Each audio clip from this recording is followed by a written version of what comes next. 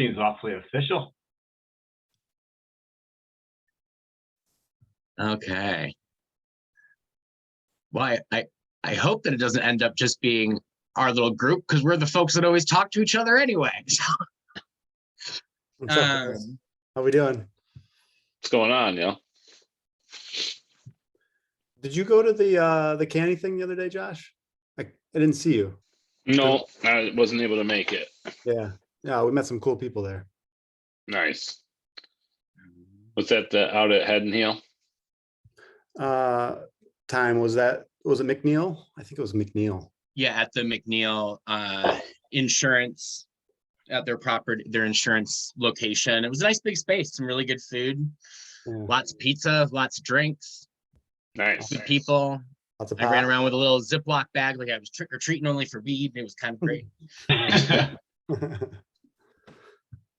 it was fun. So, can you guys hear me? Yep. Okay, we've got 2 Time Ferrises here, and I've met one. Who's the other Time Ferris? Oh, it's popping as me. That is Rick Green, who is my new business partner going through the rigmarole of fun. Great name. Yeah, why is he Thank you for showing that up at Time Ferris twice? I think there's a 3rd Time Ferris showing up right now. Yeah, he's taking. Oh, there What the are. hell? It's just a sea of me. Well, hold on. I don't know why it showed up as that, so I'm going to change this one. See if it changes all of them. So this is good catch. So there you go. All right, order is now restored. Well, actually, Telgo, you're under Josh Clemens too. What? Oh, yeah. You just changed that? No, He's just messing with us now. no, No. no. You clicked the link that I forwarded to you. Oh yeah, that was it. Oh, so the link will connect as to That's not hilarious. Josh Clemens. Well played. Somebody else. Was Dan coming? Dan was just on quick enough to pass over hosting duties, and he had to bounce off for something else. I figure we'll give it maybe another 4 or 5 minutes, if that's cool with everyone, just to see if we get any additional stragglers. And depending on if it's just us, I'll probably change up a little bit how I'm going about running through this, because we can just skip to specific parts that are just applicable to us, or whatever works for everybody. But let's give it I've like read most of it. You already read most of it? Is that what you said? Yeah, I mean, like, the day it came out, I went through the whole thing pretty much. But Okay. I'm interested to talk about whatever. Yeah.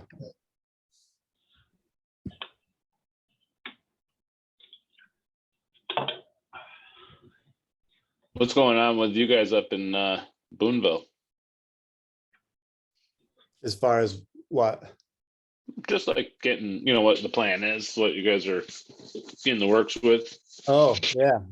Time, do you want to fill them in, or do you want me to? you can go ahead. I'm trying to answer. I'm saying hello Oh. to Nick. I see you in here. I saw you pop up in the Q&A. You might be showing up as that other Time Ferris. We've got some weird things going on with names, if you can hear us. But we're going to give this a few more minutes before we get started. You go ahead, Rick.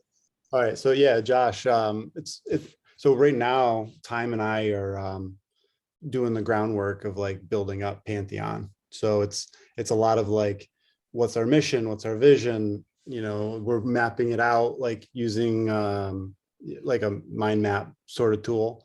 So getting all those parts to figure that out, because I'm new to cannabis. Like, I don't know much about cultivation or anything, but what I have as a background is more of like the information, like science, or like how you like, what you call it, like lay out the information so it's easy to retrieve when you need it. And that's just something that I've built doing like IT work and mapping and stuff. So that's kind of what I'm bringing to the table. And sometimes you can figure out some cool shit just because you put some information together. It's like, I don't know, it's like a puzzle. You just don't know what the end product looks like. Yeah, no, that's cool. Yeah. So, I mean, it's like, that's what we're working on now while we're waiting on, what's it called? The application to drop. Are you guys still looking to get into that same area over at the Ethan Allen plant? Love to. I mean, have you seen it? Yeah, like, so my uncle lives right behind it over on Charles Street. Oh, So yeah, I'm very familiar. We used to Cool. hit rocks at that building. yeah. Nice. Yeah. I mean, it's a really nice, like, I mean, obviously it needs a lot of work. Yeah, no doubt. It's like, it would be perfect if we can make that happen. How's the village coming along on that? They're I don't even know if it's like, I don't know the details of the sale time. Do you? Well, I mean, the village is fully supportive with us to the point where they're trying to help leverage some stuff for us for the Nice. acquisition of that. But good. Yeah, I mean, they That's- seem on board with the idea. Like, when Time was doing Pantheon 1.0, it was they had like a community plan, like, and they laid that out, and I read it. It was pretty thorough. I think Boonville would be dumb to pass this up, but there are key relationships that we need to build still. Do you guys hear any like chatter that there would be any dispensaries up that way, or would you guys kind of hopefully be the only game in town? I guess I don't have a preference. Are there? I guess Well, competition is good too. so I'll answer that, and then we'll jump into the presentation of fun here. So with regard to that, I assume that the two smoke shops in Boonville have intentions of going for a dispensary license,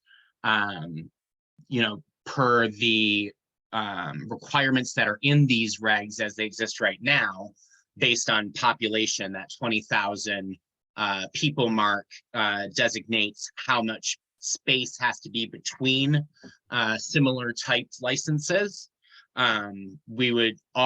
Those two locations and our location all meet those minimals. But long story longer, as all of mine are,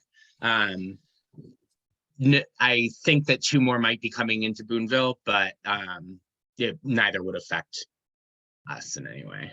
So if you guys were, I'll let you get into we can get into this presentation. I won't continue. But feel free to reach out, Josh. Any questions you got?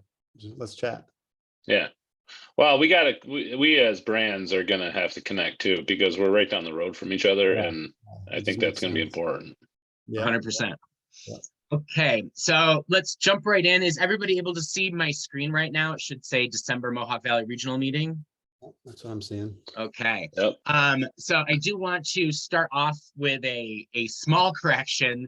Originally on this, we were going to, so last month's meeting, we went through the sections leading up to set part 121. And then this time we'll only really make it through, and it will be pushing it 121 and 123, just because there's a lot of information in that. But then we will pick up with the two final sections in draft regs, which are part 125 and 131.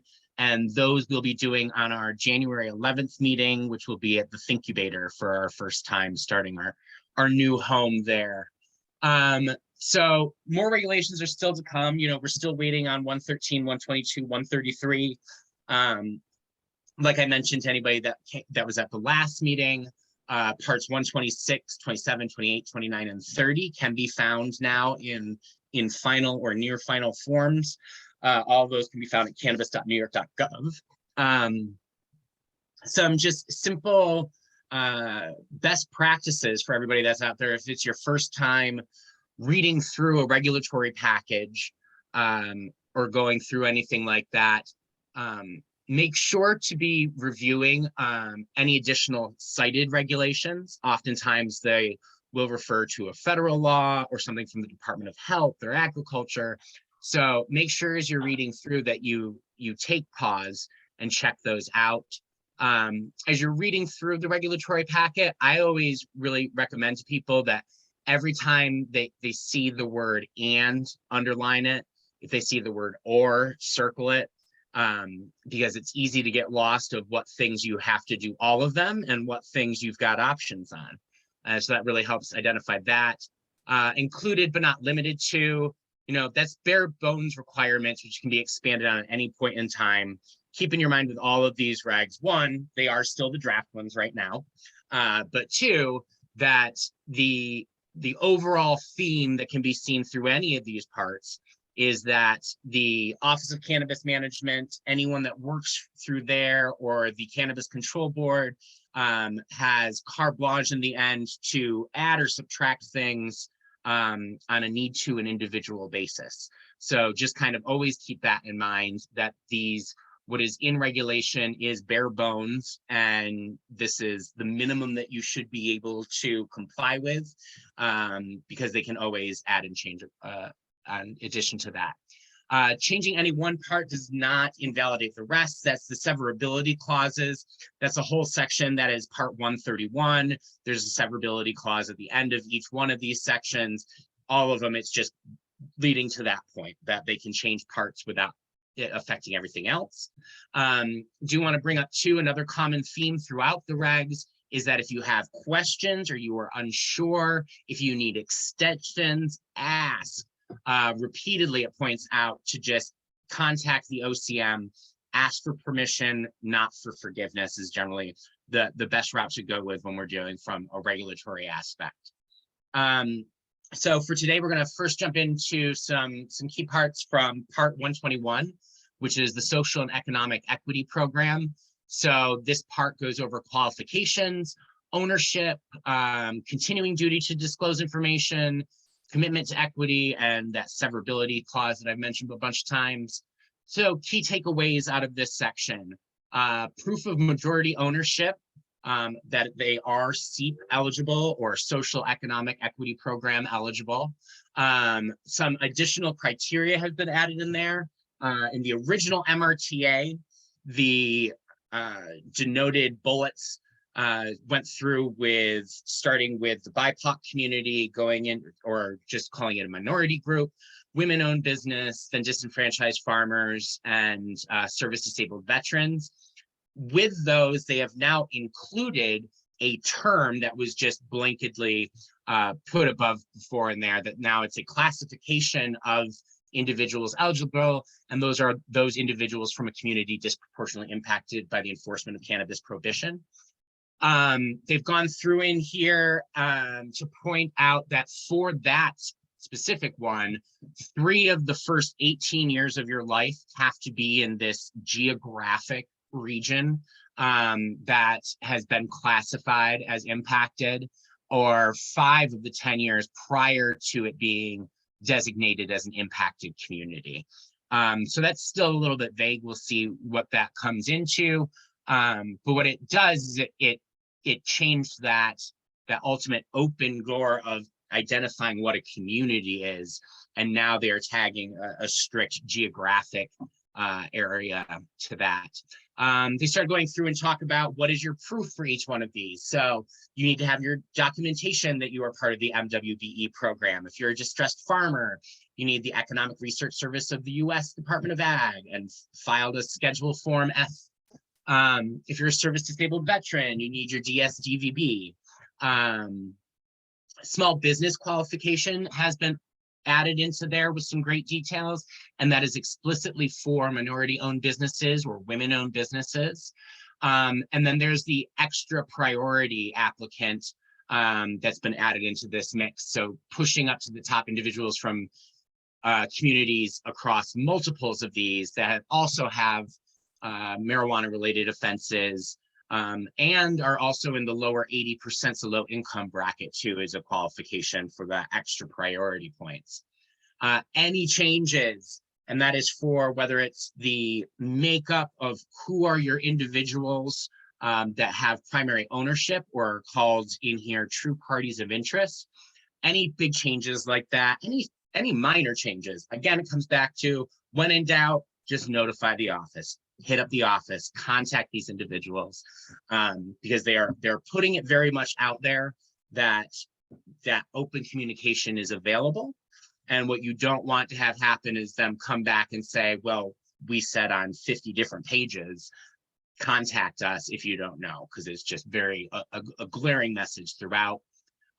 There is the starts of a whistleblower complaint resource that is outlined here in this part specifically to social equity.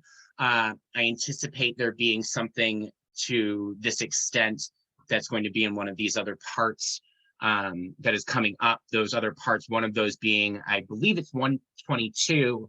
It's going to talk about like disqualifying factors. So I would expect to see something like that in there when that comes around. Something that definitely stood out for me too is talking about any person, vendor, contractor, entity, or individual knowingly engaged in the business with an enterprise revealed to be fraudulent, qualified as social economic equity, may be permanently barred from receiving a license from the office after investigation. And I want to draw attention to that because that is another common theme throughout this.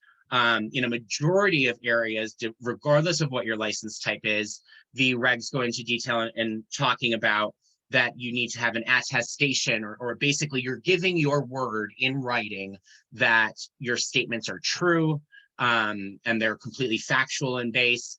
And they remind us repeatedly that lying will get you civil penalties and or completely banned from the program forever, or at least potentially licenses revoked, suspended, and things of that nature. So again, do keep that in mind. There are times in your life that it's fine to stretch the truth. When it comes to your application and your compliance stuff, be biblical. So now we're going into the biggest section here, talking about license-specific requirements. We'll go over nurseries, cultivation, processors, distributors, retail dispensaries, microbusiness, and cooperative. For the purposes of our group's call, I'm not going to take a dive into the ROD, registered organization with dispensary, or the RON, registered operation, no dispensary, because I think that I don't believe that that's applicable to anybody that's joining us here, or at least not now. And then the only other license type that's mentioned in there is delivery, and they've just reserved that spot. When we go through this in retail dispensary licensing, we will see that there's quite a few pieces about that delivery component that are laid out, but the actual regs and completely are still to come. I'd like to know how recyclers would be authorized if you could. Thank you. Hi, Noel, and absolutely. Let me just get through this, and I'm going to try to answer all the questions as soon as I get through the main PowerPoint, if that's cool with everyone. But that does raise up a good point. If you're joining the call and you're seeing things that you'd like questions answered to, please drop them in the chat in the Q&A section, and I'd be more than happy to get to them at the end. Okay, so diving into license-specific requirements. Owners, investors, key stakeholders of license must stay in a swim lane. That is another core theme that is throughout this.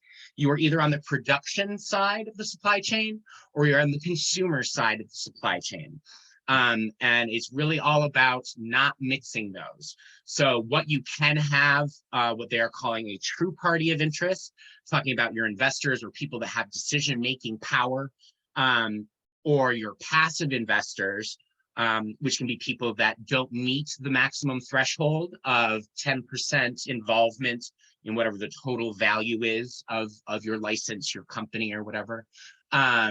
So stay in your swim lane. And when in doubt, especially for people that are doing fundraising right now, if you're trying to bring someone in, I can't emphasize enough about due diligence. Ultimately, and this is another reoccurring theme, it falls on the licensee to know what is what with our employees, our investors, people that we're engaged with. That can be who our landlord is to who we have contract work with. Ultimately, it lands on the licensee. So do make sure that you're asking anyone that's getting involved in your business all of those deep questions. Refer to the regs and those specific areas that it points out that we know specifically that key stakeholders in your business will have to disclose, like tax records, criminal history, 10 years of residential history. All of those good things are laid out in there. And if there is a question, especially maybe you find an investor that's from another state, or they've invested in a production in your cultivation, there's a lot of one-offs involved in that. So rather than knocking your head or taking a chance that you do something that ultimately may hurt your overall business, just ask ahead of time in the office. A big thing that was pointed out here too, that was a question with a few people at the CANY party the other day, was talking about processing and the ability for third-party processing. And it does in regulation in every type of license which is allowed to have contact with processing. So that being your cultivation, your distribution, your processing, all of those, you can interchange product without changing who's owning the product. So that's especially, that was something important for some folks that were looking at micro business licenses specifically, which are also part of that. So those are kind of the broad scope pieces. Diving in quick to nursery licenses. These are part of the business to business or the production side of things. You're only allowed to hold one nursery license, you or your true party of interest. However, you can cultivate, excuse me, on multiple premises. Do pay attention though, that like all the other growing of cannabis type, so cultivation in its different tiers, nursery in its tiers, that there is a tier system both in canopy size or square footage that you can be growing these plants, as well as specifications on how you're lighting, whether it's mixed indoor, outdoor, or just indoor. So do make sure that you're paying attention to those things as you're developing your plan and moving towards application. Plants in the nursery, and this was a nice piece to be clarified on, can go up to 2 feet in height. They cannot have flower. You can have flower on the premises, but they must be exclusively for cloning and propagation for continuing out, keeping your nursery nicely stocked. So that 2 foot requirement is interesting because it is a variance that's happening between nursery and cultivation. An immature plant in cultivation stops at 1 foot height, as what it's being defined at currently. So your stuff that you're bringing into your nursery, if it's above that 1 foot, do be aware that that's going directly into what's counted for your canopy square footage. Documentation of all information related to production and genetics. This is a big game of info. We'll talk about it in a few other terms, but it is another overlining theme. Everything needs to be able to be traced as far back in human possible history to where it started, meaning from a seed or a clone. Where were those parents? What did they come in contact with? What equipment was used on them during the way? What pesticides were used on them along the way? Who transferred ownership along the way? These are all details that are part of what is later on called your batch reporting, that all those steps have to be required. And in certain phases, which we'll talk about as we go through this a little bit more, you may have a long laundry list of specifics that have to be captured for each one of those points and times. Authorization to sell agricultural products. I thought that was just kind of a neat add-on in there. So the nurseries can sell things as they are related to be able to grow your plants. A written guarantee has to come with all clones that they are free of pests and disease. Going into cultivation, some key points that stood out. And I do want to, before going into this, kind of come back for a second to point out that in all of these, what I am bringing up should not be what you're taking as biblical for being what the rules and regs are. These are just selected key points that, as someone that has been an operator in the cannabis space for almost 2 decades, these are the things that really stand out for me, that are either actionable items that the Office of Cannabis Management is specifically saying, we need you to do X, Y, and Z specifically in this order with these things, or it's things that just stood out to me as being unique to the New York market. So just to clarify that, jumping back in, cultivation license. So you, as a cultivator, again, you're on that production side, you're the B2B. You may apply for one distributor license additionally. I did not see where it said, I know that you have the ability to apply for a processor license. It did not, that I saw, have clarification of how many of processor licenses you could have connection with, but it is very specific that you can have one distributor license. Something that's really important for any of our conditional cultivators that are out there, that you are put in first priority when and if you are ready to make that transition to your full cultivation, remembering the fact that at a full cultivation license, one, you're on a ticking time that you're going to have to be there anyway. And once you go through the full license process, you can then up your tier. So you can then go up to, as it says here, tier 4 for outdoor license or a tier 2 for combination license and increase those canopies. On premises identification system that allows cannabis and cannabis products to be tracked. This is kind of left up right now in regs to the individual licensee, whether it's a tag, a barcode, but do read about the specifics as it relates to what information starting at that point needs to be recorded. And all of your systems have to be able to be integrated to a seed to sale inventory tracking system. That was kind of vaguely mentioned throughout. There's some states that assign specific seed to sale software that they want everyone using, or maybe it's just a seed to sale tracker, like a metric or something like that. There has been nothing, to the best of my knowledge, that has come out yet from the OCM or the CCB defining that any further than just saying that it's going to have to be out, something on the radar. Plant tagging for cultivators has to stay with everything from its seed or clone phase, and it stays with it all the way through until it's harvested or destroyed. A tag has to exist on a plant or on a lot within 3 days of it coming into your facility. Do keep in mind that these are things that can be checked because all of your material as a cultivator should have come from a nursery. So an auditor can go through then and check your receipts and make sure that the dates that are put into your inventory tracking system have made that 3-day requirement that they've put out there. So just some tips and hints to think about as you're going through. Immature plants, meaning anything again that is our seeds or clones or any plant at a cultivator level that is under 1 foot in height, is part of that can be done in lots. So one tag for larger groups of them, so long as they're all getting the same types of inputs, pesticides, lighting, all those sorts of details. Once it goes to a mature or flowering plant, then each individual plant has to have its own tag. There are specifics in it. It has to be near the base of the plant, roughly 3 inches. It has to be constantly free of dirt and debris, things of that nature. And it has to be visible from your aisles or easily spotted by a person without having to dig for it. Going to jump to Nick's question, just because we're talking about these heights in cultivation.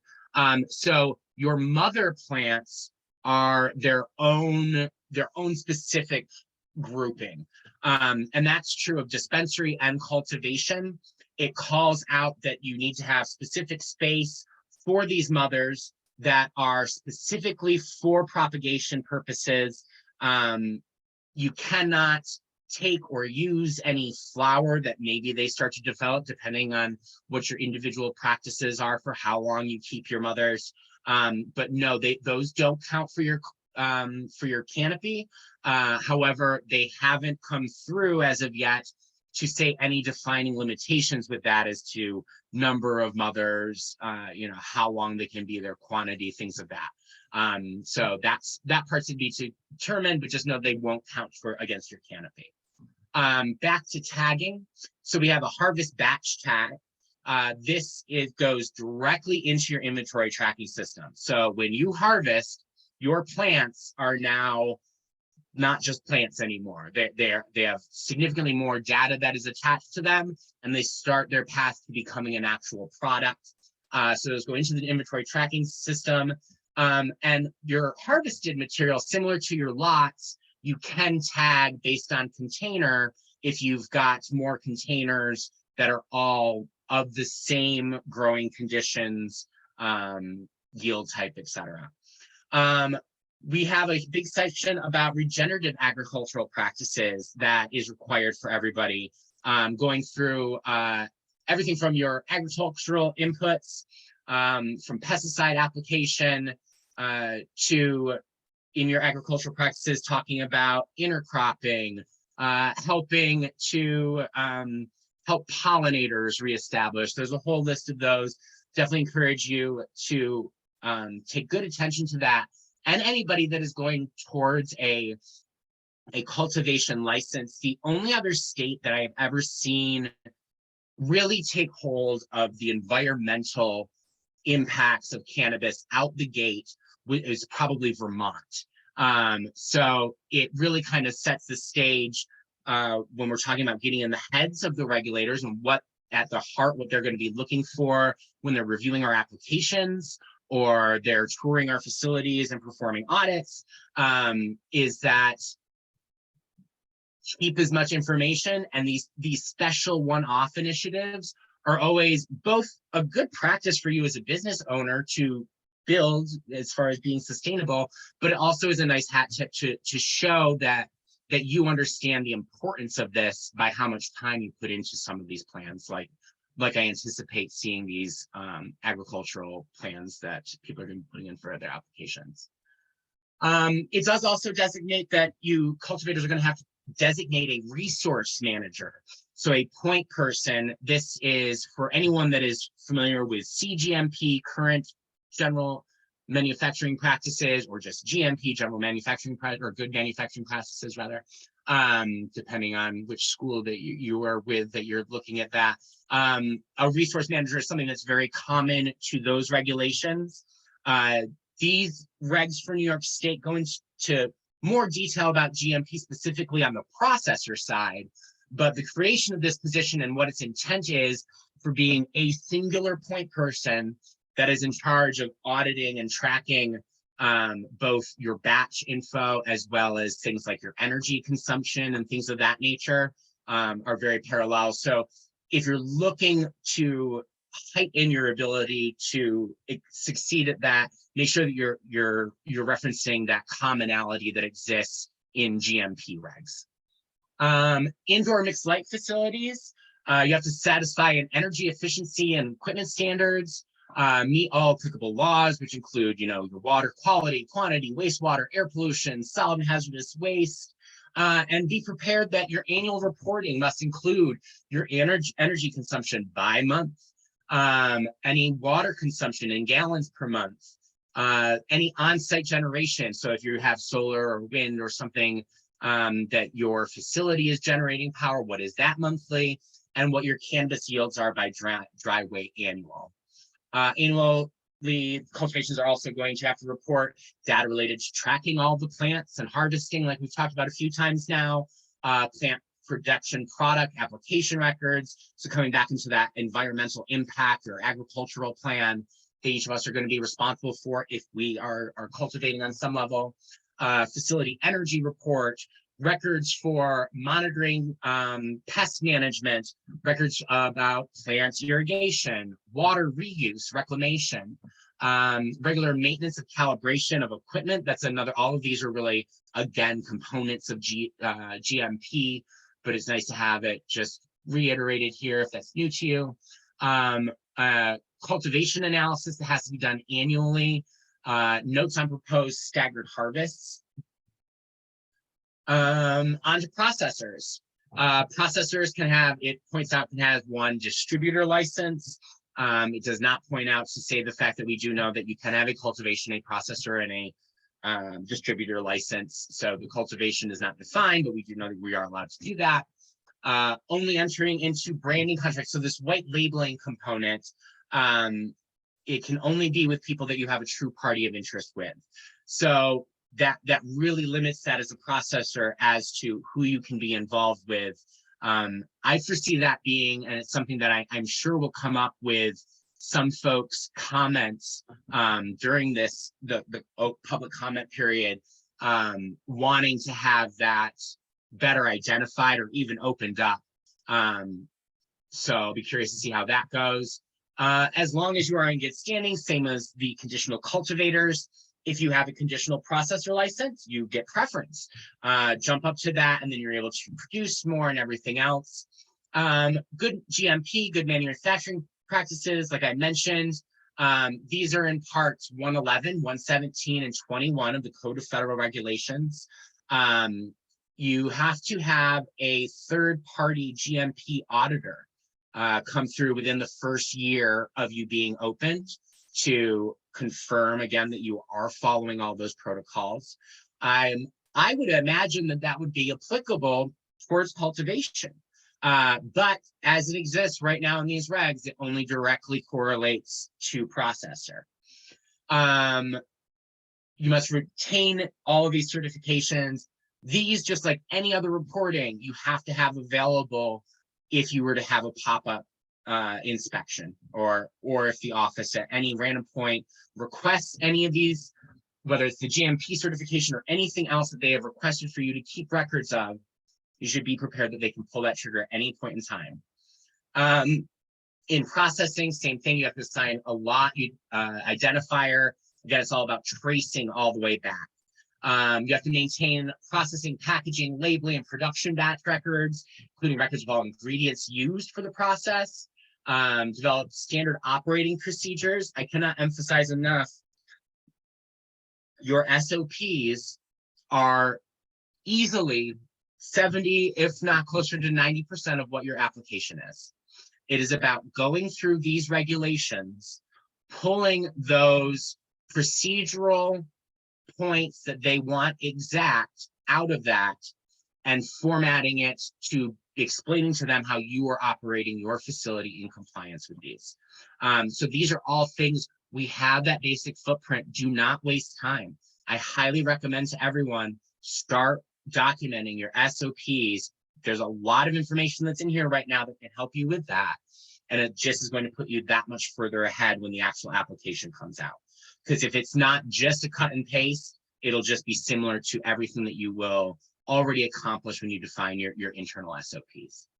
You have to develop a master manufacturing record, talk about product purity, strength, composition of the cannabis products, your GMP plan, your quality assurance plan, which is something that everyone has to come up with, as well as a hazard analysis or critical control points plan. Extraction requirements. So remembering again, also last time when we were discussing in part 120, when we're going through some of the qualifications to be each license type. As a processor, there are 3 different types. It can be ranging from actually doing extraction, not doing extraction, just doing packaging and labeling. So make sure that you are working compliant to whichever one of those you decide is your model, and that you have put down in writing as part of your plan when you hand in your application.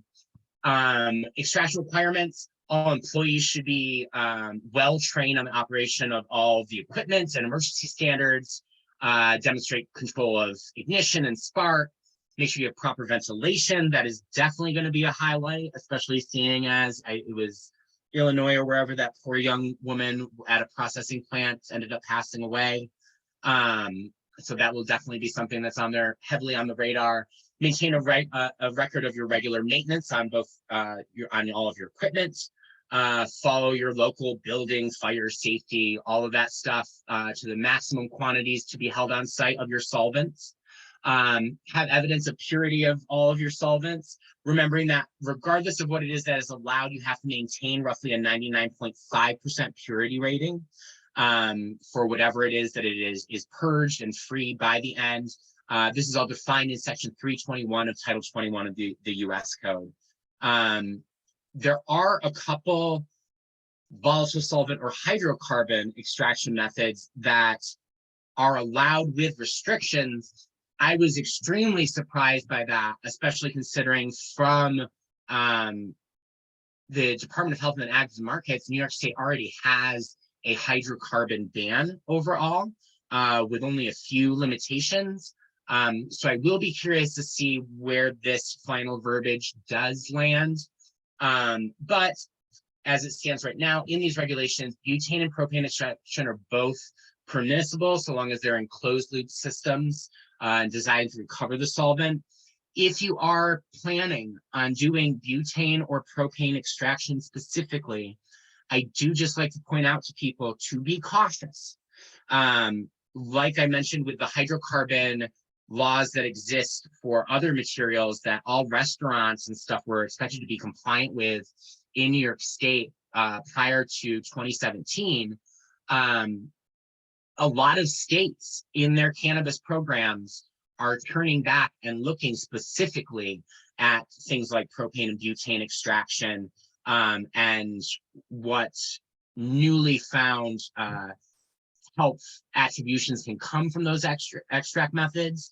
And it has been something that has been a snowball that has crept up on individuals in states that all of a sudden, you know, they're doing a pure butane extraction program, and 2 years down the line, then it's made illegal, or that you can't. So do just keep in mind that it is allowed, at least as it exists in these regs, but it is something that I would be cautious of having ultimate longevity, just seeing what the cannabis market across the US has been doing and seeing there.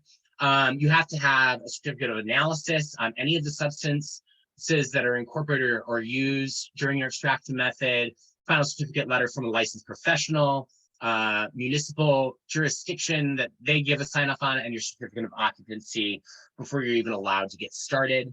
Products that we are allowed to produce are topicals, edibles. They go through a long laundry list of some of those that are specific, vaporization cartridges, or single-use pens, concentrates such as shatters, waxes, resins, cannabis flower, and other extracts for immediate sale. This was a nice caveat that they put in there, that you can do additional other things, that they're not ruling out and saying that this is an end all, but just be prepared that you'll need to basically come up with a presentation of the risks, benefits, everything else for whatever your new method is that you want to add into this mix. So prohibitions, regardless, you cannot contain alcohol, wine, beer, cider, tobacco, or nicotine. You cannot exceed the maximum thresholds of THC, which are later on defined. Obviously, it's in a million places, can't be attractive to persons under the age of 21. Cannot contain synthetic cannabinoids or artificially derived photocannabinoids. I'm very appreciative of that as a consumer.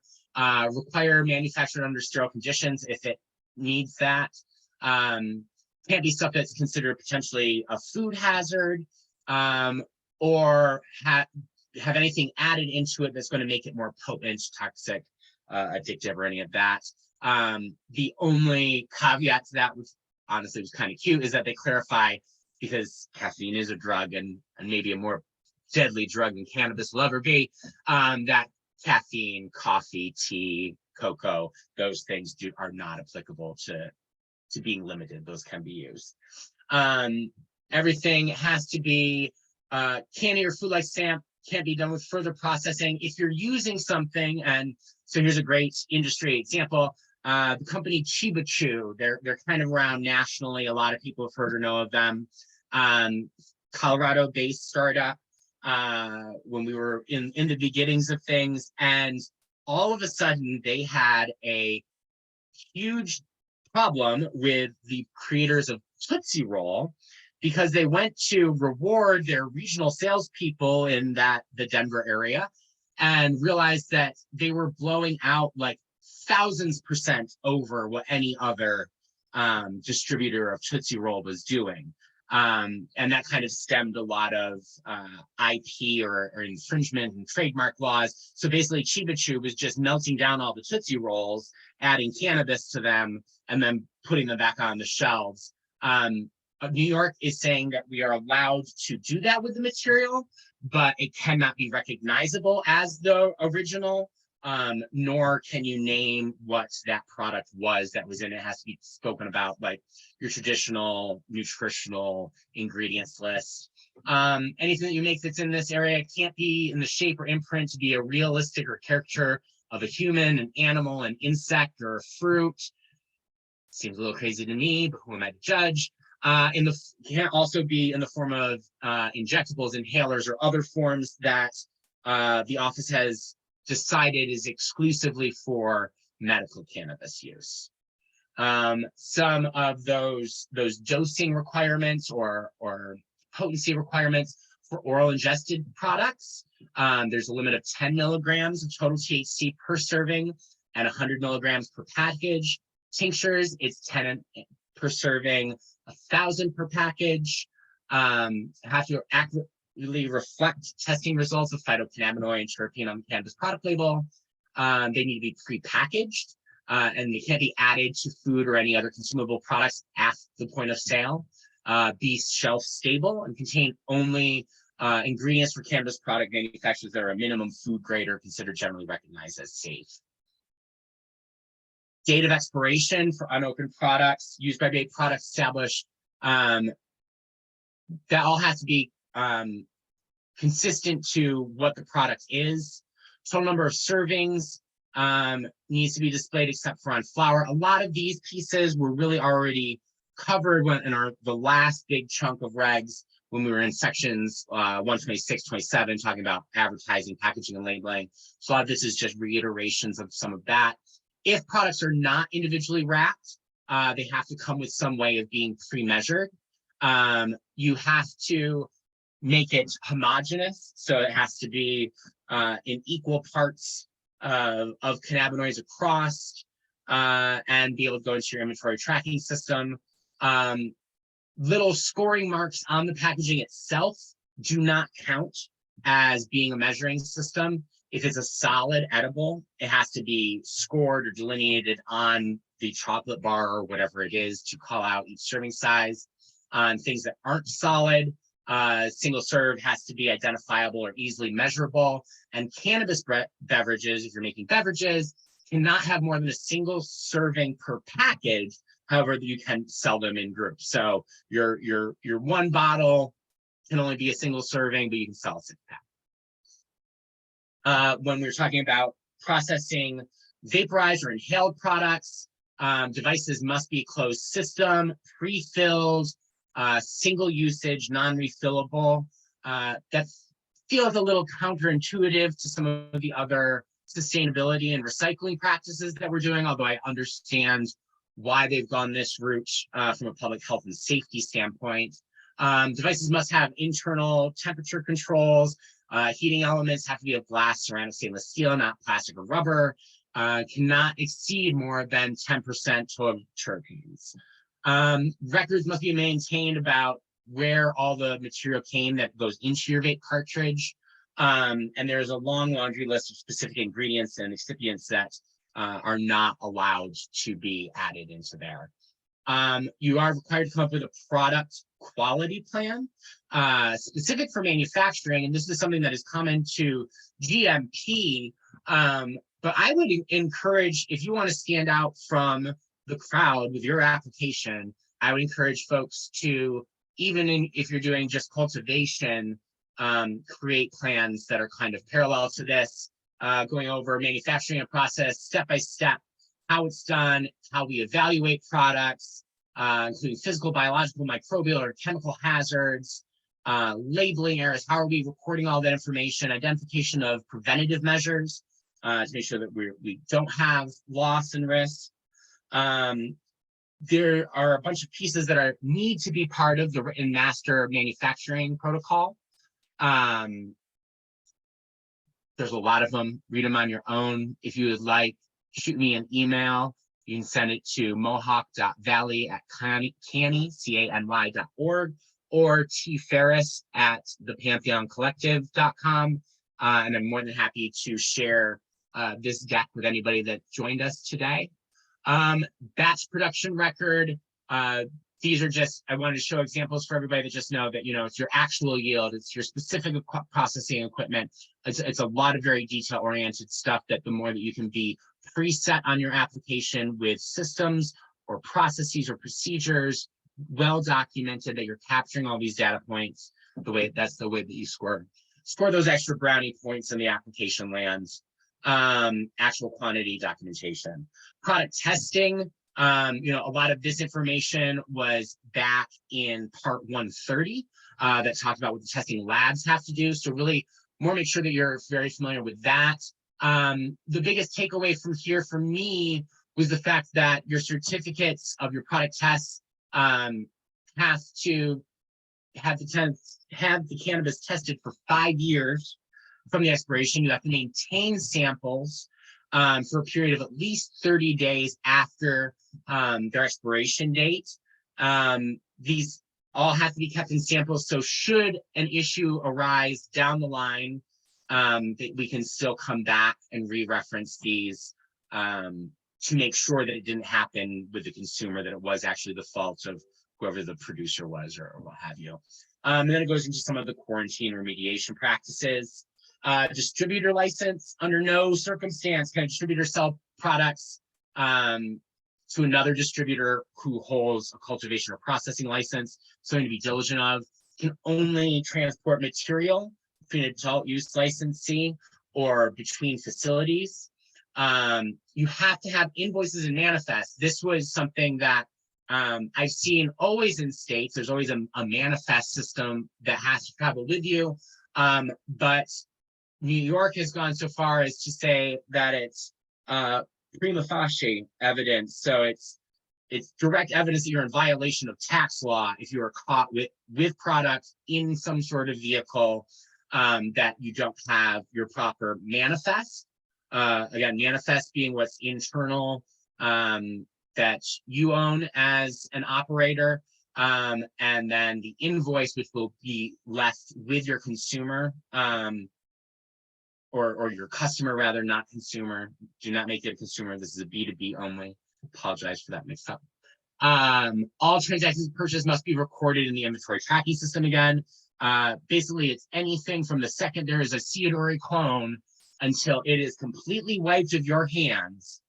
Anything that happens that little plant travels around, whether it's in a package or not, is going to have to be documented into that seed or sale program. So do keep some of these aspects in mind in the event that the state does not designate a grouping or specific ones that they would like to see people know. Make sure that you know that when you're talking to these seed to sale system providers, POS providers, that you're making sure that their software will take care of all of these points. Because regardless of what your software is capable to do, you are required to maintain those records. So if that means that you need to do a paper handwritten backup of everything, then that's what it means. But just be prepared and keep that in mind when you're figuring out how you're going to operate your own business. Books and records have to be kept 5 years and show all actual costs of doing business, of the cannabis rather. I thought that was really interesting. Distributors you have to have a license. It can't be distributed to anyone without a license. It has to be in its retail packaging. Anything that's unlabeled, you seek possible civil penalties. So some real trouble stuff if you're not following the letter of the law. You can't accept, sell, transfer, dispute anything that's not been tested. So that should always be like one of your first protocols. And you can have any type of signage, signed, printed, painted, digital, or otherwise on the outer extremity of the vehicle. Anything that would make it easily identifiable. Retail dispensaries must acquire products from licensed New York distributors. That comes up a lot too, but there's quite a few people that I keep hearing, oh, well, I know so-and-so in Cali or Colorado, whether it's the product on this end or anything that is a clone or greater, there are federal guidelines that we cannot, there is no interstate commerce currently in the United States. It cannot cross state lines. And it's something that if it comes back that you went and got your clones from Massachusetts, it could cost you your license. How stupid would that be to go under and not have your place in what is going to be one of the largest industries because you just tried to backpedal on some regulations. My 2 cents there for that. You may operate an adjoining premise for on-site consumption if approved. That's kind of cool. Any unlawful selling of cannabis is up to criminal prosecution. The context of this that is repeatedly in here, we talked about it earlier in one of the other sections, is really driving home largely for these gray market businesses that we still have popping up all over the place. And do know, as a licensee, if you are engaging with someone, if you are buying product, if you are selling product to anyone and they are not in compliance, you can get pulled down with them. It is a very slippery slope. So do your due diligence, again, on even the people that you are working with other licensees within the industry, because you would hate to have something blow up for you because just to get a sale, you decide to say yes to some schmagegi that doesn't really pay attention to what needs to happen. True parties of interest when we talk about dispensaries are limited to 3. You can also be a true party of interest for a delivery, but you cannot, and this will be a big part when a lot of us are trying to look for investors, that if you have licenses or a true party of interest per New York's definition with businesses outside of New York State, you have to still stay in your production lane or your consumer lane. Again, they can't have that crossover, where that really starts to become problematic with trying to find investors or financiers. Really comes down to the fact that if they find that, again, you can have your entire license revoked. And a lot of those guys, if they're in other states, are very likely to be in a vertically integrated only regulated place. So as soon as it's vertically integrated, it's going to make them non-applicable to be able to work with you here in New York. So keep a close eye on that for your own safety. Dispensaries have to be a physical brick and mortar location. You can only operate during your posted hours. We did talk about that back when we were reviewing section part 119, rather, talking about those municipal laws, remembering that you can be on the premises, maybe you're doing cleaning and stuff like that outside of your operating hours, but whatever the operating hours that you establish and that are in writing are the only times that they should see a ticket in your system of having a sale. So be very conscientious of that too. Drive-through and pre-order pickups are allowed, but you do have to create independent plans and proposals to be approved by the office on any of those. We have this entire concept of employee in charge that was really defined during the retail dispensary section only, but it's kind of the context that I'm sure they're going to be expecting to see regardless in a production facility with a distributor at any place where there's employees and multiple individuals. So whoever the employee in charge is anybody that has oversight over the proper conduct of any employees, immediately supervising or during hours of operation. They open, they close, oversee the dispensary. They can only do it at one time. I feel specifically that was thrown in there because I know IAMPIS here in New York State, they're one of our registered organizations. They have two company names for their license, Sativa and B. They're predominantly in the city, and over COVID times, they were trying to run it slick with their requirements, and that each store was only open for 2 days, so as that the one person could fly around all of them. But you know that it has to be just one at a time. Inventory and delivery acceptance, that can only be done by an employee in charge, rather. If they start taking part of any of your record keeping or maintenance of files, all those things, they're an employee in charge. If they have anything to do with training, they're technically an employee in charge. I'm a little on the fence with that because I think that all of our employees should be involved with training, but something to keep in the back of your head. A staff plan is going to be required of you for retail. It did not say specifically for the others, but you should be prepared to put that. If it's not disclosed here in regs, I guarantee it will be in the application itself to have to say, you know, who are your staff? What is your hierarchy like? Any changes to your staff, these are some important ones. If somebody quits or you have to terminate them for, just nonchalant reasons, it's 5 business days is your limited window that you have to notify the office that has happened. If, however, you have to terminate an employee for diversion, for theft, whether it's money or product, you have 24 hours to inform them. And there are quite a few additional requirements specific to if you let an employee go who has been stealing. So do make sure that you look at those more in detail in the actual regs. Personal information, you can scan their ID as part of your check-in process if you are a dispensary. However, any additional information that is personal to the consumer that you collect must be first consented by the customer. Dispensaries cannot sell, deliver, give away, or cause or permit any product to be given to anybody under the age of 21 or that is visibly intoxicated. I'm going to talk a little bit more about that with some of the prohibitions in a second here. You can receive as a dispensary online or telephone orders. Anything that's not in person, just know that at the point of transfer of material, that identification, proof of identity, proof of age, all of those things have to be verified before the employee of the licensee can have products leave their hands. Be conscientious of that. A bunch of other requirements from square footage, posting hours. You can sell cannabis products, paraphernalia, stuff for storing cannabis. You actually are required to carry materials to secure or help keep products child safe when they take home. So you do have to be selling some of those in your facility.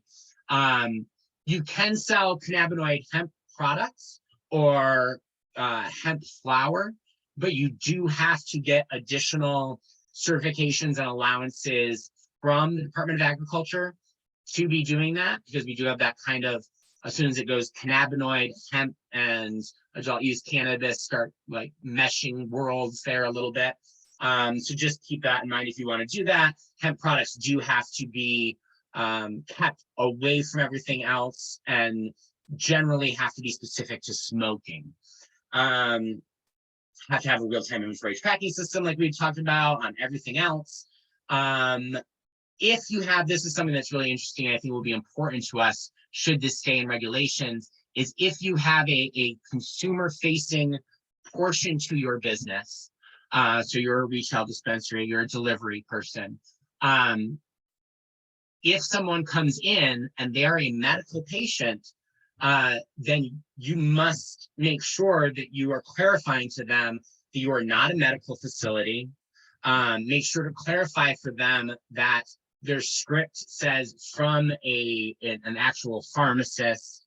Make sure that you point out to them that this is different, but they are still welcome to shop. So that is something I definitely would foresee, just like liquor stores, and we will have, tests from either police or from individuals with IDs, seeing, those sting operations, see if someone can get in.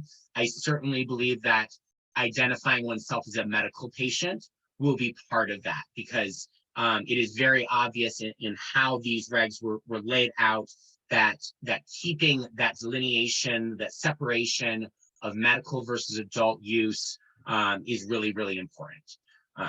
So keep that in mind. Samples, we can have samples. This was a nice win. It was something that quite a few states recently have not allowed. So this is great that you can have something that the consumer can put in their hands, they can sniff, things like that. There are additional requirements with that as far as sanity and things like, or not sanity, I'm sorry, sanitization, things of that nature. Might be your sanity by the end of the day. But these are things, they have to be kept locked in a space with the employees of the licensee. They need to be brought out, cannot be consumed in any other way. It's just to allow sniff tests. Any employees that have interaction with consumers have to be 21 years or older. You can have 18 and older on anything that they are not coming in contact with a consumer, but it must be 21. Me personally, for my peace of mind, I would recommend just keeping everyone 21 and over, and then you don't have to worry about anything casual that happens there. You would hate for, you know, the workday ends and you've got your trimmers or your growers, you know, you're leaving, you're off the clock now, but you're standing outside of the building and someone's sharing a joint or something with someone under the age of 18, or, you know, 18 years to 21 rather. You definitely don't want to run into that type of situation. So protect yourself. I highly recommend stay above 21, but if you're not with consumers, the state is saying you can be 18. Sales transaction, customer receipt requirements go into here. Nothing in the law means that you can't refuse service to someone. And that specifically when we're talking about health and safety concerns. If you think that the person is going to be a danger to themselves or to others, you not only have the right, you have an obligation, which is laid out in code, that you are not to sell to those individuals. That is something that has the potential to be tricky. Another life experience that I had with this, working with a dispensary in Vermont, it was a medical facility, and we had a lot of patients that were using cannabis to get over various opioids. And multiple times we had patients that were coming in, but at the same time, either close to ODing or they would pass out in the waiting room, things like that. And you do really have to be prepared for those types of situations, especially considering what our product is that we're creating here. If you are in a consumer-facing area, be conscious that that is a possibility. Make sure that you have protocols, not only just to give for your application to make sure that the office and the board know that you're thinking about these things, but also for your businesses, your employees, and your customers' safety too, in those very unique and very special situations that can happen there. Dispensaries cannot violate any of the distance requirements that we were talking about the other day, 1,500 yada yada feet. Use any names or words like drugs, medicine, drugstore, apothecary, pharmacy, or similar. Display paraphernalia or products that can be seen from outdoors. Sell anything that is past its use by date or its sell by date. Dispense anything using vending machine. I was real bummed to see that one come through, because there are some really cool tripped out that can read IDs better than even your most well-trained employee, but that's not in the game, at least per our draft regs right now, unless somebody challenges that. You cannot, if you're going to, you cannot just abandon your retail license. You have to surrender it to the board, and you have to sell cannabis products obtained through the license program of New York State. Individuals, they have to have a license. Don't have something that is cannabis adjacent find its way onto your shelves that didn't come from a licensed individual. You know, cannabis, you can't provide samples to anyone. Again, so that no one under 21 can have direct contact with consumers. If you are a dispensary, you can't be involved with the processing, manufacturing, all of that production side of stuff. We talked about the per pharmacist. Solicitation or receiving an order. This is important for anybody that has having deliveries. You cannot just add a bunch of extra product in your delivery van just in case you get a call while you're out on the road. If it's going into your vehicle, whether it's a bicycle, a cart, a truck, a car, whatever, your trains, planes, and automobiles, foxes and boxes on trains and on planes, it has to be with a receipt with it, because that transaction has been finalized at the point of sale. Anything that's returned for any reason cannot go back out on shelves. It has to follow protocols that are in here for damaging and destroying that product. Can't allow any type of consumption in the retail dispensary. You can have that other license, but it has to be in a separate part of the building at least. You can't use third-party online platforms to do your sales. And I'm very curious to see how that finally lands. It would seem that that would kick out very large players like Dutchy. So I would foresee them having a lot to say in comment with regard to that, but to be determined. And again, you can't knowingly sell, deliver, give away any product when you know that it's going to put them over their limit. So if you're a dispensary and we're up to 3 ounces that we can have on our person at any given point in time, if you know they're coming in every single day, you have an obligation to say there's no way that you are smoking 3 ounces in less than 24 hours. Try to come back another day. These are all things that are regularly checked in stings that we did in Colorado. And I would definitely expect law enforcement around here and the office or the board to do very similar type things to try to trigger people to see if they will take their required stance of saying no to stuff like that. They have to have their valid ID, can't be under 21, can't put them at risk, can't be in something that's a food or beverage that's not cannabis, can't again contain nicotine or alcohol. You have to provide consumer education. You can make that yourselves or buy it from a third party, but nothing that you have with you that is part of that. It has to always be in stock, and it can never make a health claim. That's their big thing for this.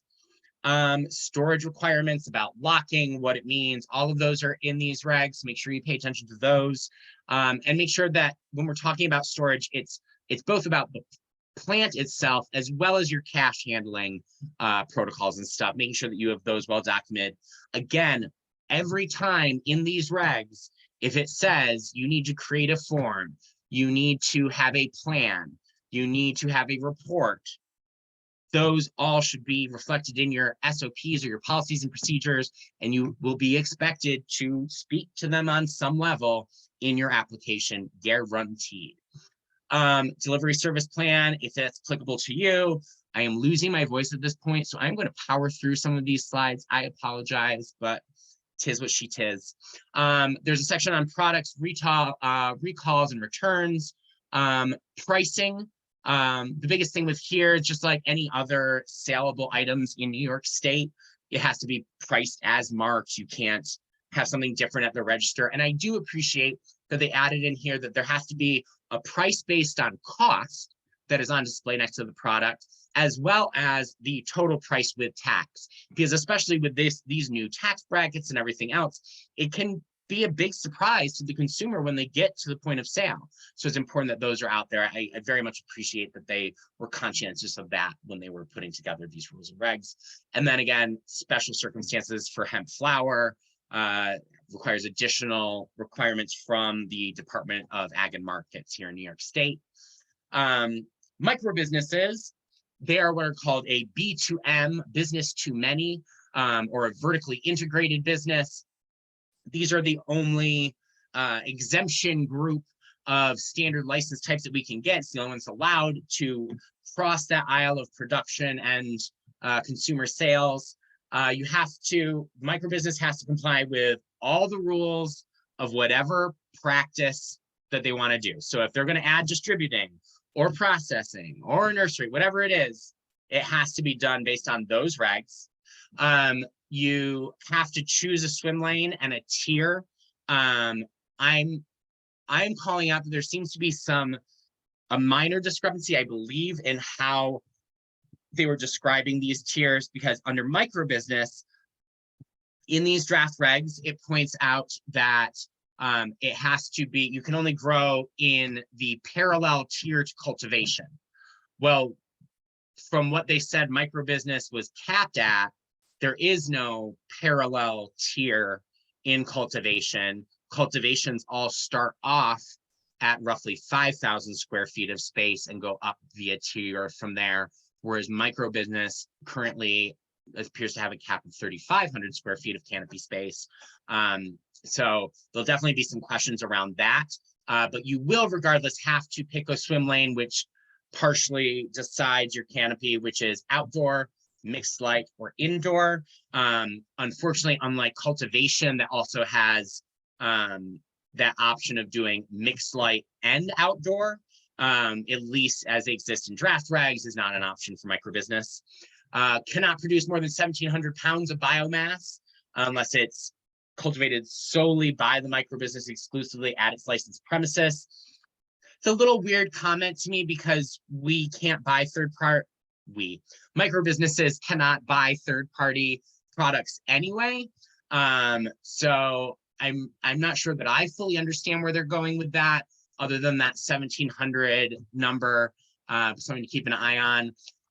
Again, you can only distribute your own products, and you can only buy other products in the event of a large calamity, which they have not defined yet. One of my big questions that I'm putting back to them specifically to that is what defines those calamities. If I go for a microbusiness license and I sell out of all my stuff, is that not an inventory calamity? So to be determined there. And you just have to make sure to keep your retail dispensary premise can be someplace that is not on the same property or everything, but there are limitations to that as well. It's based on whether you're in a city setting, based on your population, things of that nature. So just be conscientious of that. Cannot purchase anything from other cultivators a million times over. Two parties of interest can only be included in one microbusiness. And if you are approved, your microbusiness can have on-site consumption. A little curious how that was in a section very far away from all of the other standard, if you have this license, you can be engaged in these. But it is in there, so I'm excited to see that when it comes to that. Co-ops are going to be referred to as a cannabis collective. They have to fit in one of two, either a traditional cooperative or cooperative association. The biggest thing that defines those is that it has to be in a cooperative that your voting rights are based on, everyone has a voting right because they're a member, and then your profit share is based on labor, by how much effort you've put into it, as opposed to like an LLC or any other an S Corp, C Corp, where those profits will go based on individuals who put equity. So really interesting thin line. But again, going back to talking about the differences in these license types, really interesting to know that it's almost sky's the limit on how much you can grow as a cooperative. But it's just dependent on how many members you have. You have to have a minimum of 5, and it tops off as 15 and more. But there is a lot of tier variation in there. So for any individuals that are out there that are gung-ho cultivators and really want to go through and go big with that, it's definitely something to keep in the back of your head and consider. Cooperatives must not have their capital contributions tied to voting, like I was saying. It has to be at least half of the governing body for your company, have to be the actual members or of the co-op. Some profit sharing information, but that really kind of laps up that run of sections 121 and 123.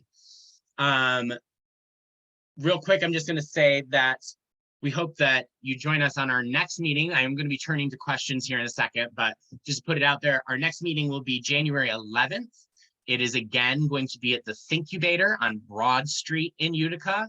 For that next meeting, we will finally be finishing up our read through of all of these. We'll be going over general business requirements and prohibitions, as well as 125 with general operating requirements and prohibitions. Technically, we'll touch on section 131, but that's just really that severability comment that I made earlier. 131 is just really about if any rules change, that other rules stay the same. So thanks everybody for tuning in. I will turn it over to questions, either use the raise your hand function or jump in on that Q&A in the chat there, and I would love to take your question. I've got one. Okay. When you, Oh, you muted yourself back up, Chris. okay, sorry, but I was holding the space bar. When you were talking about the cultivator, I think you stated that all inventory must come from a nursery. Yeah. So like, how are they going to handle legacy genetics or something of that nature? To be determined. It does explicitly say that cultivators have to acquire the material from a dispensary. Obviously the dispensary then has to get it from someplace.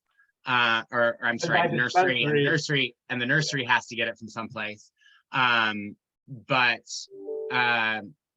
as far as there's nothing that defines where the nursery has to get its product from. It just says that they're allowed to sell clone seedlings, immature cannabis plants, clone propagation, tissue culture, and cannabis seeds. It specifies that the nursery can only sell to another nursery, a cultivator, cooperative, a microbusiness, a ROD or a RO or ROLMNOP or a retail dispensary, because nurseries can sell to retail dispensaries. But it doesn't say where they get theirs. And then again, going back to when we start talking about cultivators, it just says they may acquire cutting seeds, clones from any license authorized as a nursery. So it looks like they're going to be looking for those receipts on the cultivation side, that they came from that. The one thing that I would additionally question with that would be because seeds technically can get mailed in the United States. There isn't a federal oversight specifically over seeds. So those can come in from wherever. It's definitely a question to put out to them in this public comment period. You know, what is it that their expectation is to see for proof that it came from that, and or is there any sort of wiggle room that would allow you to pull those legacy genetics and things of that nature. I'll have to comment that, I think. Yeah, because I mean, that is a huge part of that whole legacy pullover, is that, you know, it's people have their strains that they've been doing, they want to bring them into that. And nothing that I saw in my read throughs, and I've been through it front to back 4 times now, really alluded to how to make that happen. Not that it's a good thing or a good practice, but you know, back in the day, before we had all these inventory tracking systems, when we started a new regulatory market, it was always like a huge thing with the regulators that magically the day that we went to go open, all of these plants would appear. And it was just kind of for years, this like not talked about portion of the supply chain that everyone has to start somewhere, but where it comes from, no one really touched. And it feels like New York is kind of taking a similar approach, but the fact that they did say specifically nurseries in there, I don't know. It's something that definitely should be commented on and further dug into from the office. Do you think it would be, cultivators would have to buy from nurseries every grow cycle, or would it eventually be able to be in-house genetics? Well, once you're up and going, you are allowed, coming back to that mother conversation, you're allowed to have a section that is just for your mothers, for your clones. So long as you're able to keep good maintenance on your mother genetics, once those are up and going, maybe that's where it fits in. And an attorney maybe could better filter this question, but maybe it's that's another part in regs that is left off the radar, is talking about where the mothers come from. So maybe it's that there's a turn and look the other way component to bringing mothers in, and then just making sure that you're maintaining your genetic line, you're cloning, and you're replacing them as needed. But that's not defined in regs. Could we, in theory, give a mother to a nursery and then have them clone just for that specific cultivator? So nothing can ever flow backwards. So a nursery can send product to a cultivator can go upstream to a processor, but he can't come back to a nursery. I'm talking about this first legacy pass. Like all of a sudden, one of our for all mothers of ended up in those- a nursery down the road. You're like, hey, just give me the clones.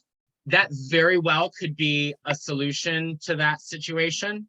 But again, I am unfortunately not equipped enough to say that, other than to say that those are extremely relevant questions and extremely important for everybody, but they have not as of yet been defined anyway in regs. Nick, you had a question. If I provide a nursery clone or multiple strains to that nursery and they maintains them, and that can go ahead and grab, yeah. So Nick, I go ahead and chime in there if you want, but I think that just was what we were just talking about. Really talking about the mothers and being able to keep those up and going once you have them, maintaining your genetic lineage and that sort of thing. Other questions?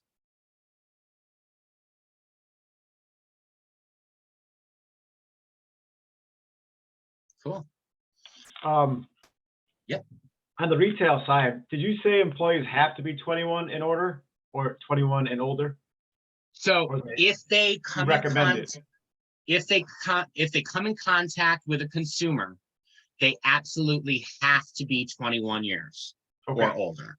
But it was the way it was worded in there. Like, I would expect that if you want to have someone between 18 and 21 working at a dispensary, they will probably actually have to also use a separate entrance than what consumers, because it's just very clear that there can be no contact that happens between a person that is under the age of 21 and a adult use cannabis customer.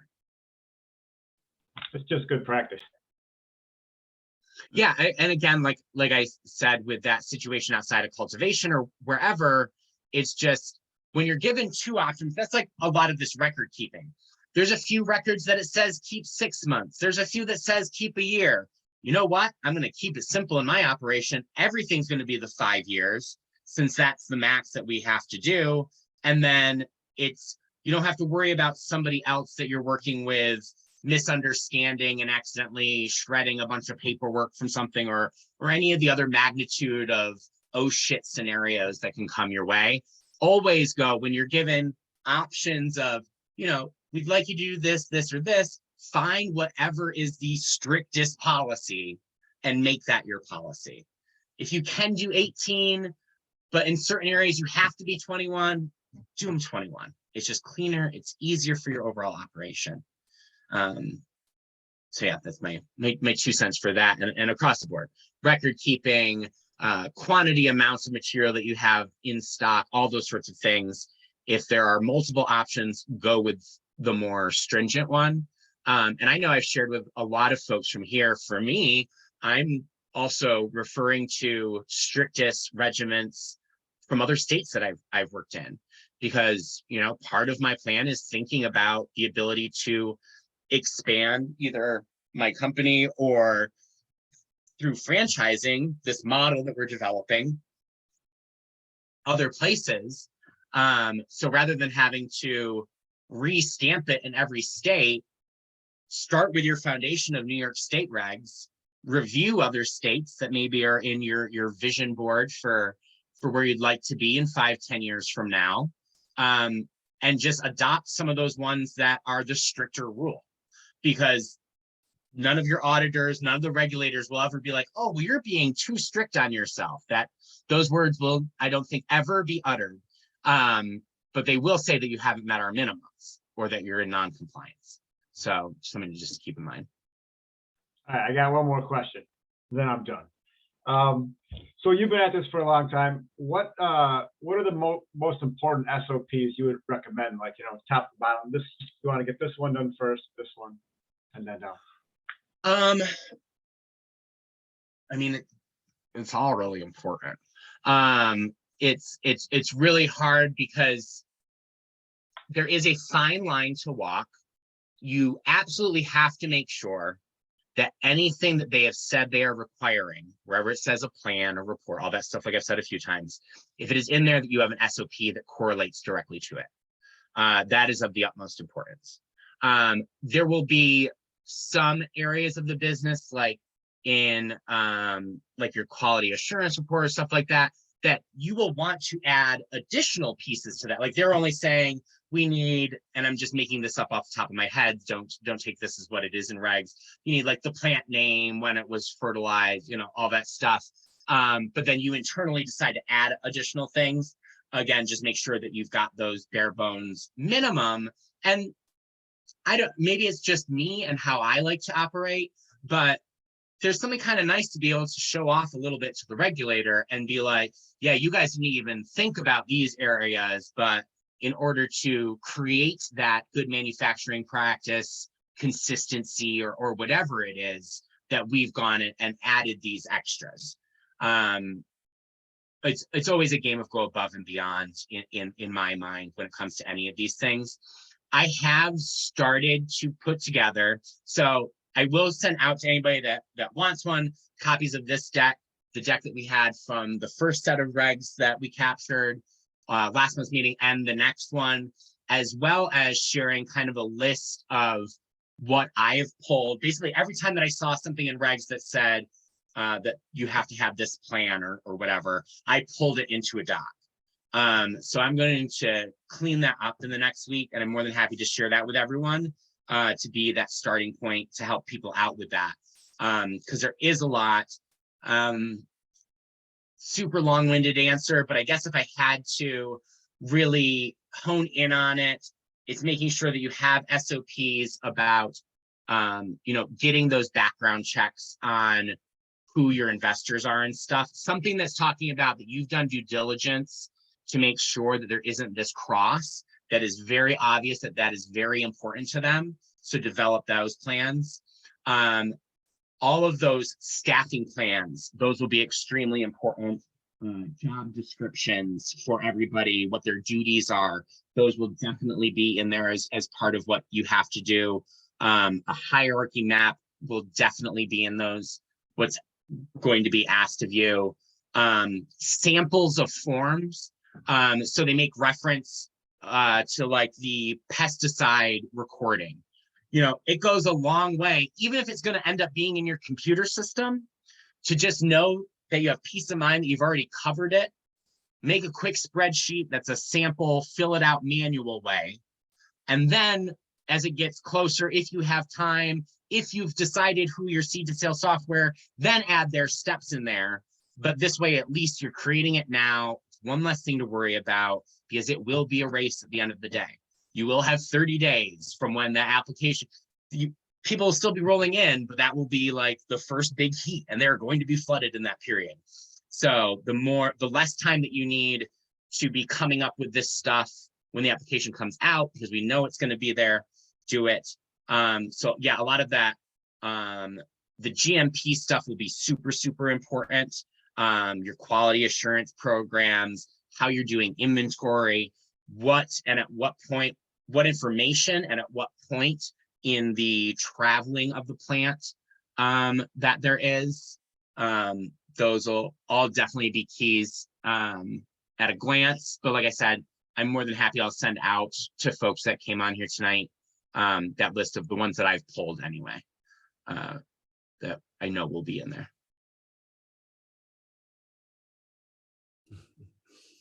Noel had a question early on about recycling. I can't find it right now, but I'm not sure if we could touch on that. Sorry, Noelle, see that now. I would like to know how recyclers would be categorized if you could. If you are still in the chat there, Noelle, if you can expand on that a little bit for me. So recycling, so we have like water reclaimment systems. That is a type of recycling that will have to go through machinery or to offsites. On the water reclamation side, if you're a cultivator, sodium levels are usually the biggest concern with it going into the wastewater systems. So like in Massachusetts, we had to have a third-party company we couldn't just dump into the standard sewers and things. We had a bunch of everything.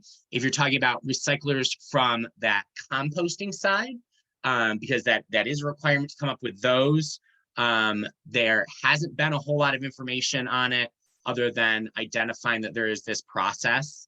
If you're talking recycling with packaging and labeling, I only so far I've seen anything with that as it comes to sustainability programs. Those were in parts 126, 127, relating to packaging and labeling regs. That first group of or the most recent group before this one that dropped on November 21st. So hopefully one of those 3 recycling scenarios answered your question. If not, pop it in the chat before we go. Or if you don't make it into there, please do. You can reach Josh and myself, both your chair and co-chair for the Mohawk Valley, at mohawk.valley@cany.org. Or feel free to always reach out to me too, T Ferris, TFERRIS, at thepantheoncollective.com. Cool. Well, I will stop sharing my screen now and say a big thank you and how do you do to everybody that was here. Really glad everybody came and participated. Thank you so much. Oh, sorry. We just had a whole bunch of, I was speaking about composting. Okay, good. Sorry. Does it have a license specific for cannabis? Clones. So no, the only clones go with nurseries. So all of that is going to be under that same umbrella of type. Apologize, guys. I didn't see those because I wasn't scrolling far enough down in that little Q&A box. But now I think I got everybody. And I'm not seeing any more entering in there. So now I really will say so long, farewell, Auf Wiedersehen, and goodbye. And we will see you on January 11th. Thanks, everybody. Hey, guys.